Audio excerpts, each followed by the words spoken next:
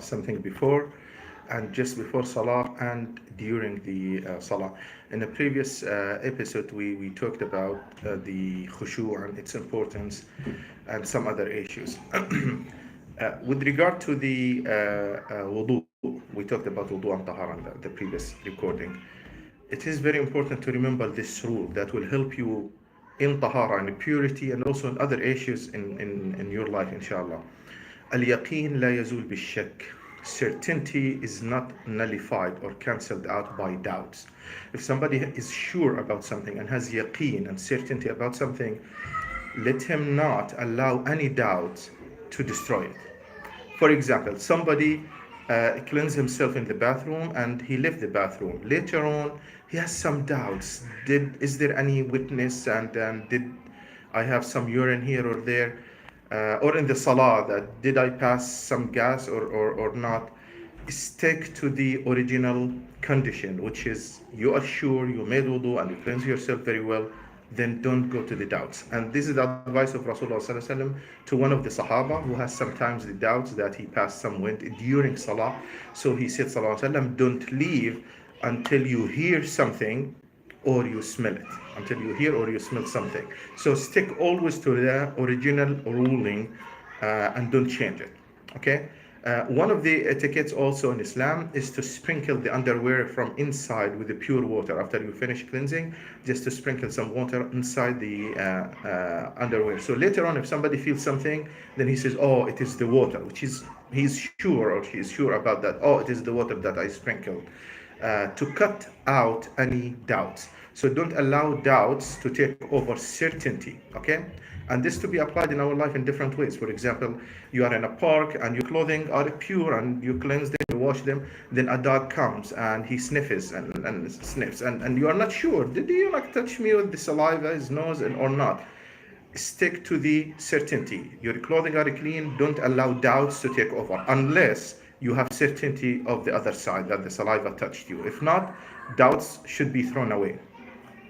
This is also applied in other ways. You made wudu, then you have some doubts. Did I break my wudu or not? Did I go to the bathroom or not? Stick to the certainty that you made wudu, okay? Also, the other way, flip it.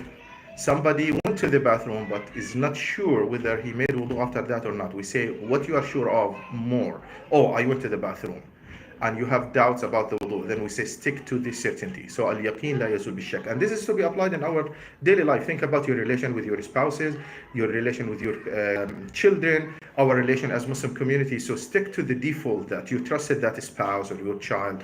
Don't let doubts come and destroy your life, okay? Don't. Shaitan has different ways to get to people, and one of them is casting doubts. So don't allow that, and remember the advice of Rasulullah. He said, don't leave your salah until you hear or smell something. That means until you are sure. Another certainty cancels out or nullifies the certainty that you started with.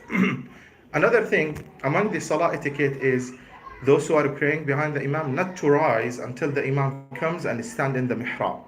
Something might stop the imam coming and somebody stops him, asking him.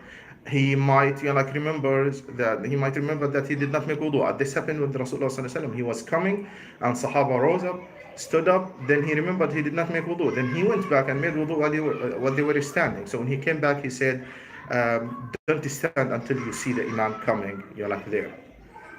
Another etiquette of the salah is lining up the rows, the sufuf in the salah. This is an Islamic etiquette, and it is one of the sunan of salah, and Rasulullah emphasized on it.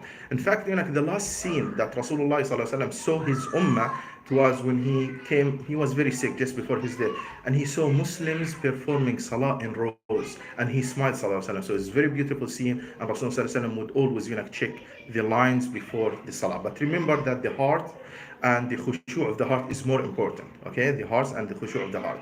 So in the salah, before you start your salah, make sure that number one, and what is more important, the lines are straight. Okay, the lines are straight. This is number one. Number two, not to have gaps. And we mean gaps, big gaps. They should not. And the scholars, the majority of scholars, they say it means the shoulders. They say it means the shoulders. This is the majority of scholars. There is another opinion of some scholars. They say it is the feet too. The feet, too. But Remember that when you close the gaps, get closer to the area of the middle. Okay, so those to the right of this saf of the row, they should get closer to the left, and those who are on the left of the row should get closer to the one in the saf. So this is how the complete saf will be perfect, inshallah. It doesn't work that you try to do it in both sides. This is wrong practice. When somebody tries, to do both sides at the same time, and his feet sometimes, like he crooked and going right and left. So this is wrong practice. So if you decide to do the feet, taking the opinion of some scholars, then try to do to the center, toward like the center. Once you start your salah, just be focused.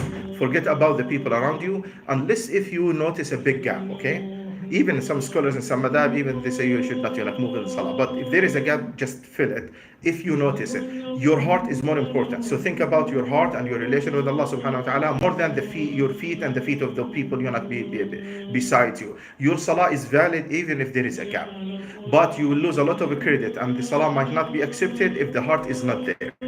So remember that the heart and the khushu' is more important. قد أفلح المؤمنون, believers are successful. الذين هم في صلاتهم خاشعون, those who have khushu' in their salah. This is the most important thing to focus on in salah. Lastly, the hadith of Rasulullah sallallahu alaihi wasallam, that some people will leave the salah without getting full credit. Maybe they'll get half or 1/3 or 1/4, and he kept going 1/10. And in another hadith, he said that some people, their salah will be wrapped up like old fabric or clothing or something that sometimes you throw it in the house, and it will be smacked on his face. Why? Because of the consciousness was not there at all in salah. May Allah subhanahu wa ta'ala give us the khushu' and make us of those who follow sunnah of Rasulullah sallallahu alaihi wasallam. Jazakallah khair. Assalamu alaikum.